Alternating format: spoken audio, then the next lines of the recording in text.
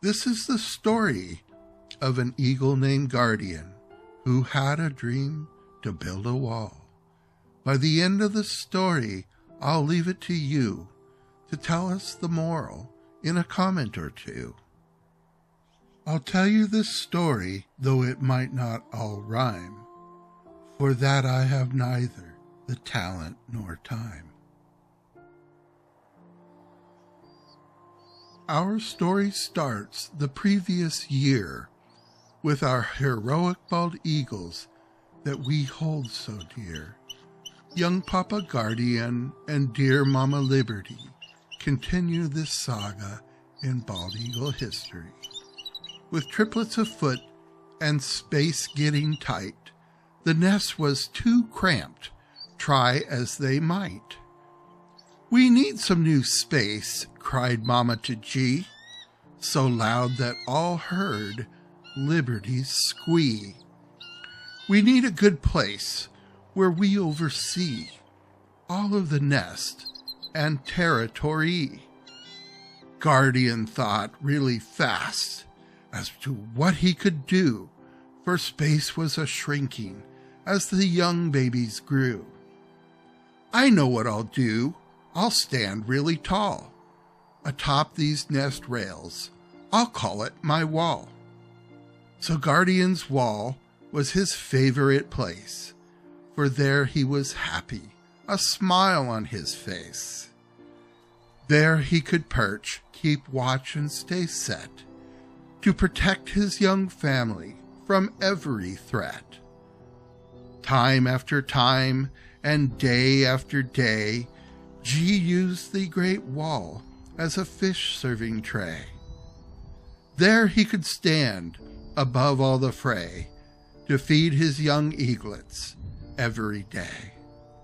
As time went by, the young eaglets grew, and before you knew it, they perched there too. At the end of the season, poor Wilson was there, but the wall had fallen to great disrepair. Guardian said, "This will not do, for the wall's too important, and we cannot make do." G said that hopping the kids when out on the chase is no better than leaping a wife's scowling face. Far better is a dive from Guardian's wall, with 10 bonus points for having a ball. With the nest in shambles and plans that were fickle, Guardian found himself in a pickle. Guardian set aside his fresh fish tortilla as he had a mind flash, a brilliant idea. "I have a great plan. I know what I'll do. I'll make a great wall. I'll make it anew." And so we move on to our present day, where we'll take a look at the way our things lay. It's you who decides if G-Man's obsessed, or whether his wall is best for the nest. Has G gone too far, or is he just right? For Liberty's complained about excessive height. G measured out the wall and its span, and said, "Here to here, as high as I can." From day one on the wall, our Guardian was there, with sticks and fluff to patch up the bare. G found a cool stick, and called it the mantis. Lib can diss others, but definitely can't this.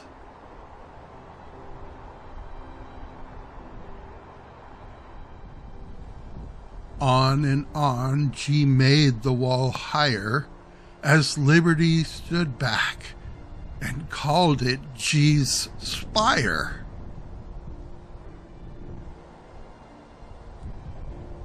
G came in with mud on his feet and stomped on the wall to the time of the beat.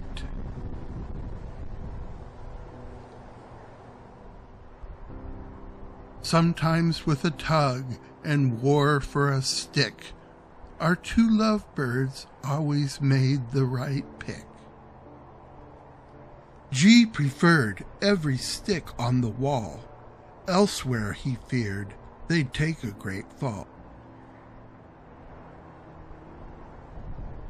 At times Lib would push our G to the wall, but our G-man would say, "No problem at all." G took every stick to place on his wall, 'cause there's no way that Liberty would miss them at all.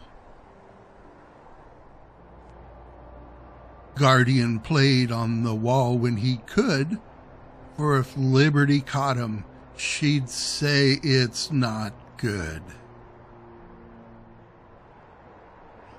I prefer this wall to any other, so if forced to move, it's here that's my druther.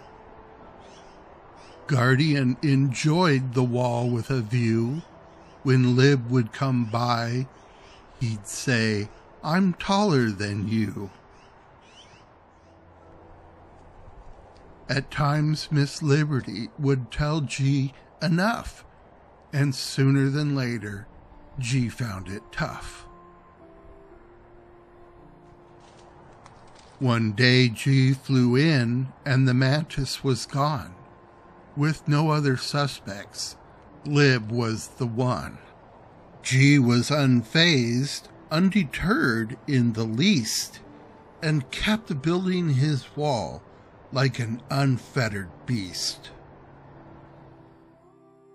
So again I give you, the viewers, a say, whether Guardian has lost it or he's saved the day. Leave a comment or two if you'd be so kind, then take our wall poll and leave your opinion behind. Guardian is currently splitting his time between restorations and time on the set, where he is completing a music video for this story. If that's something you might enjoy, then stay tuned and share this with all of your friends who might also enjoy it.